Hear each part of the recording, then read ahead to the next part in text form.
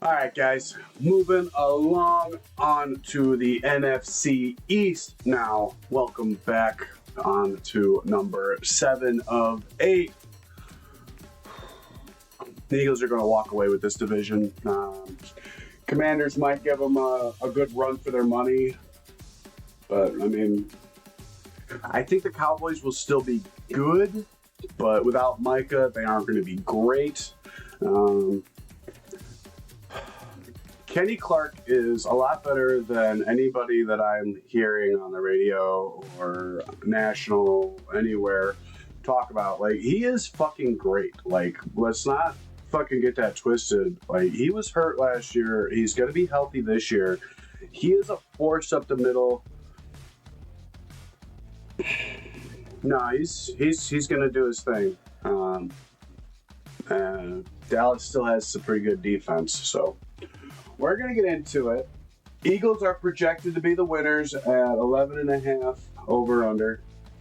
We will start off with the Commanders.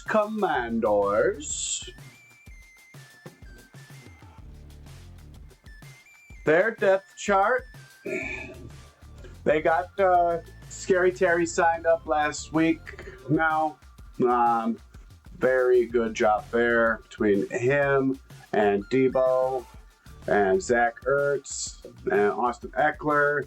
And they're going to have a really nice pass attack. They traded Brian Robinson Jr. to the 49ers because they are really happy with Jeremy McNichols and this new kid, Ja'Cory Krosky-Merritt. They have got him down at the 2, but I heard he's going to be getting a lot of play. That's what I'm hearing, is he's going to be getting a lot of play out in Washington, and that's why they traded away Brian Robinson Jr. It was last year of his contract, and they weren't going to pay him. So, other than that, they traded for Laramie Tunsil this offseason to fortify up their offensive line in front of Jaden Daniels, who they expect to have another fantastic season just like last year. I'm not sure if he's going to regress yet or not. We'll get into that once we get into the actual schedule, because I haven't looked at the schedule. I wanted to wait until the 53s were all done and all that fun stuff. So looking here at the defense, I got Kinlaw to go next to Payne in the middle. Frankie Louvu, Bobby Wagner. Added Vaughn Miller to come off the edge. Got Trey Amos. San Russo. Lattimore.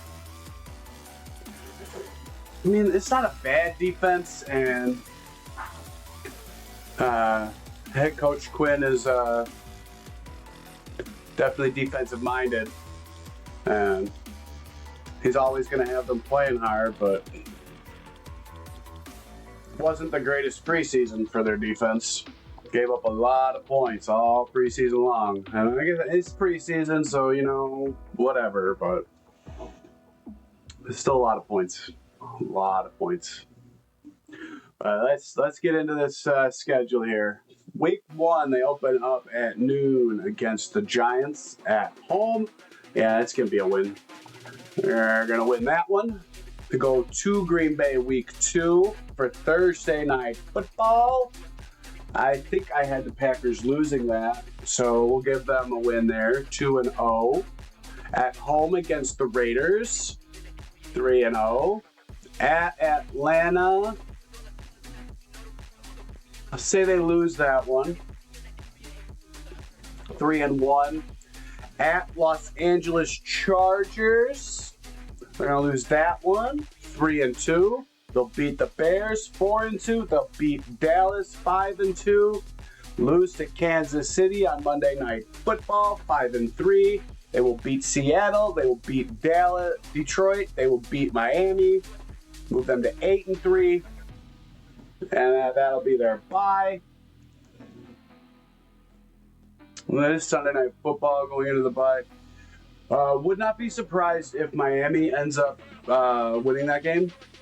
just because they could be getting ready to get into their bye and thinking about what they're going to be doing instead of focusing on playing Miami. Like I said in the last one, you see that shit every year from teams, good teams, where they underestimate their opponents, and every single one of these teams can win every fucking week.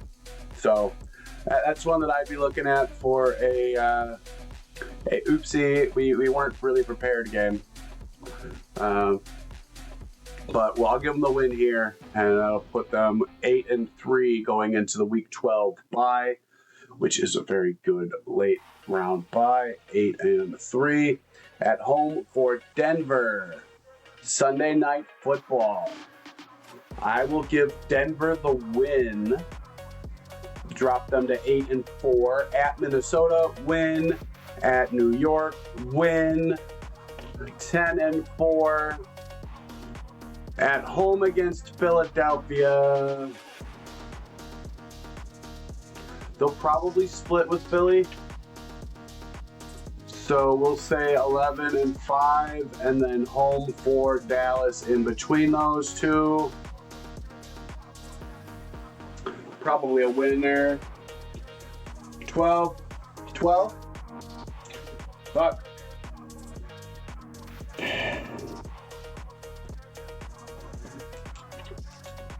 I might have to pound that over too. Their over-under is only 9.5. I'll have to see what it is. If I can tease it up to 10.5, I might have to play that. If I really believe they're going to get to 12. I might have to really give that some serious thought. Might have to give that some serious thought.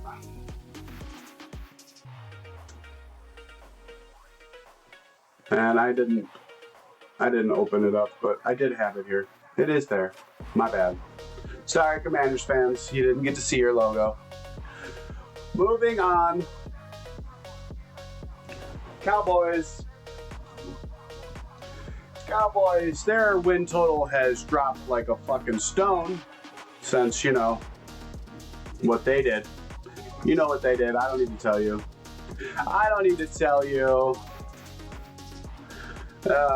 Dak's their starter.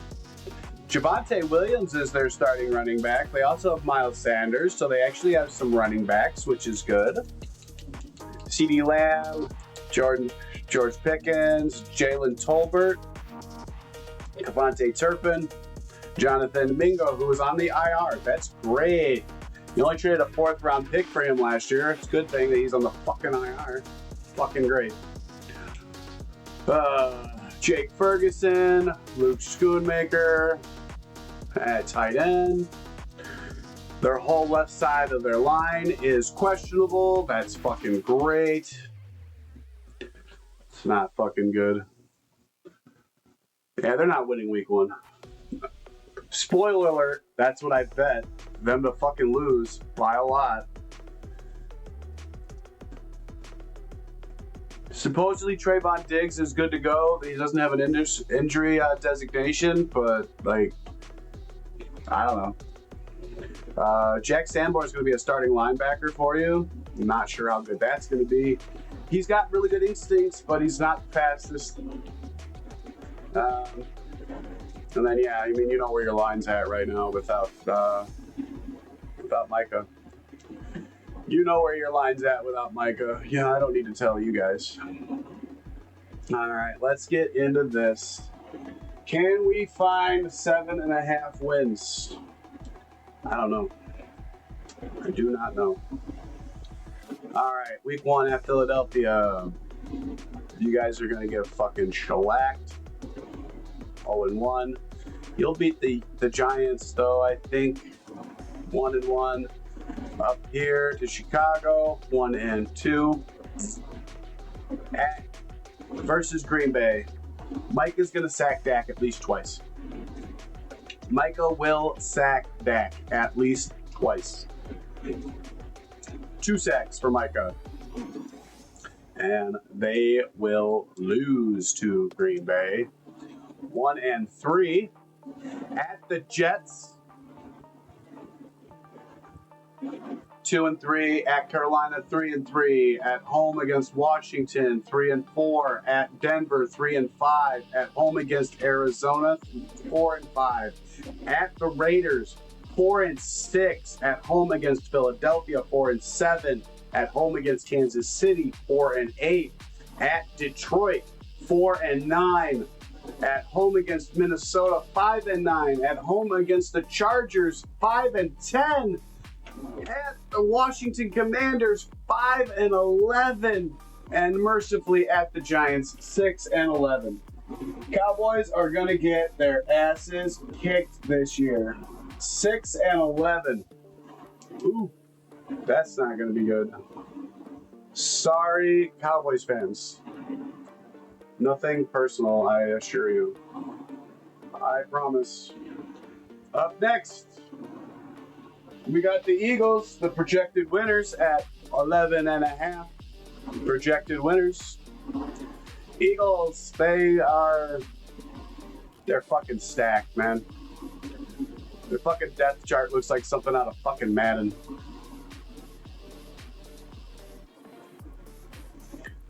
Looks like something out of fucking Madden. Got Jalen Hurts, Saquon Barkley, A.J. Brown, Devontae Smith, Jahan Dotson. Fuck. John Mechie behind him. Dallas Goedert, Grant Calcaterra, both really good tight ends. And one of the best O-lines in the league. I mean, y'all can tell me I'm fucking just meatballing it up for the Eagles, but I don't give a fuck. You know, I'm not lying. On the fucking defense, they got Moreau Ojimo, and then Byron Young behind him. Jordan Davis, Jalen Carter, starting fucking defensive tackles. Like, oh, you got Nolan Smith, Jack Bond, Jeremiah Trotter, Jalix Hunt, all fucking coming off the edge and in the back, fucking in coverage. Fucking Zach Bond, we all saw last year just how fucking amazing he is. And that's one of my very, very small apprehensions about Dennis Allen. He had Zach Bond for 3 years. Why was Zach Bond not a starter for you? If he was as good as he is for the fucking Philadelphia Eagles now. Just saying. And then in the secondary, you got Quinyon Mitchell, Cooper DeJean, Adoree Jackson, Blankenship and Brown back deep. Yeah. Andrew Makuba, Lewis Seen. Yeah, this fucking team is just fucking stacked as fuck. Alright, let's take a look at their schedule. Let's see if I can find them 6 fucking losses. I doubt I fucking will. 1-0, 2-0, 3-0, 4-0, 5-0, 6-0, 7-0, 8-0 going into the bye. That's fucking cool. Unbeaten going into the bye. You know what? I will give them a loss. Monday Night Football coming out of the bye at Green Bay. I will give them a loss up at Lambeau, bringing them their first loss of the season, 8-1. They will beat Detroit, 9-1. They will beat Dallas, 10-1. They will probably beat the Bears, no problem, 11-1. They might lose to the Chargers on Monday Night Football out in Los Angeles, 10-2, 11-2,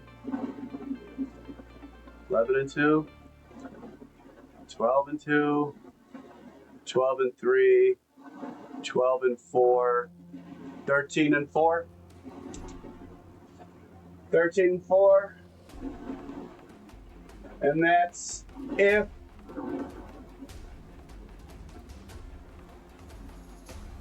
they don't just rest their fucking all their starters for week 18.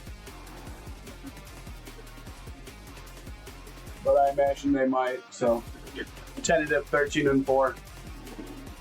And that will get them the division. Giants! Giants are going to be shit.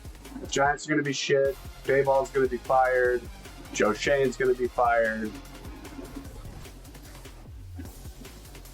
I'm not impressed by Dart.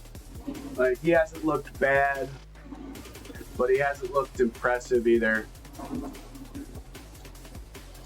Russ is not the answer. He might be able to stopgap them for a half a year. That does look like they got Jackson Dart down as the second string, which means Jameis Wilson will be the third string. So if Russ gets hurt, Jackson Dart will be the guy going in, which, again, I'm not sure how I feel about that. They do have a pretty decent wide receiver room. I will give them that. Neighbors, Wandale Robinson, Darius Slayton, Jalen Hyatt. I really like Gunnar Ojaleski or whatever his fucking last name is. Oshwitzky. Fucking that little fucking white dude is shifty as fuck. I was watching some of their games during the preseason. He's pretty decent. Really liking the moves that he was putting on. Again, it was against lesser talent. We'll have to see what he can do against real NFL starters, but I really liked his moves.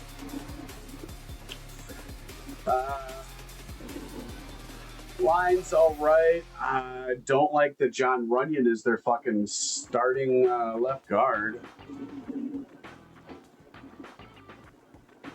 Like, yeah, he was a 6th round pick 5 years ago. Yeah, no thanks. 6th round starting left guard is not going to be good. Line's going to be pretty leaky. Evan Neal did not even make the starting lineup at fucking guard. That's how much of a fucking bust he is at fucking offensive line. It's fucking great.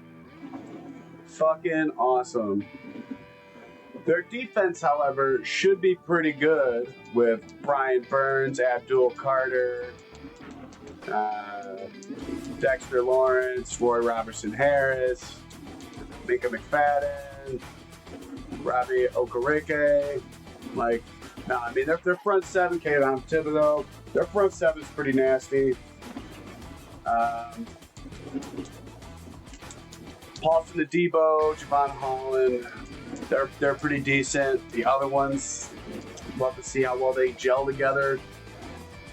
Their secondary could be pretty leaky, but their front seven should help them out a lot with that. Front seven should give them a lot of help. That said, I don't know how many points they're going to put up. We just got to find 5.5, 6 wins. All right, let's see what we can do. Here we go. Week 1 at Washington, not happening. That's a loss. At Dallas, that's probably a loss. At home against Kansas City, that's a loss. At home against the Chargers, that's a loss. At the Saints, we'll give you a win there, 1-4. At home against Philadelphia, not happening. At Denver, no. At Philly, no. At home again, no. Oh my God.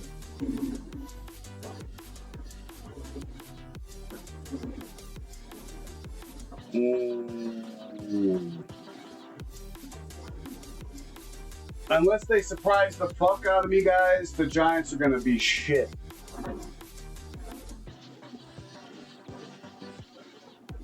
Three and 14. I got a win against the Saints. They might beat Minnesota at home, and then they might beat Dallas the last week of the season, because I don't think either one of you are going to be playing for dick that game, and who the fuck cares? Might as well fucking get a win the last game of the season and fuck up your draft position. We'll see. We will see. That's what I got for the NFC East. Oh, it's going to be a really bad year for the Giants, and Cowboys fans have already written off the season after that trade, so I mean, not telling you anything you don't already know, am I? But that is it for this one. If you liked it, give me a like. Think about subscribing. And yeah, just getting ready for the season, guys. It's right around the corner. Literally right around the corner. This will be coming out on Sunday, and we will have 4 more days until football. 4 more goddamn days, guys. Later.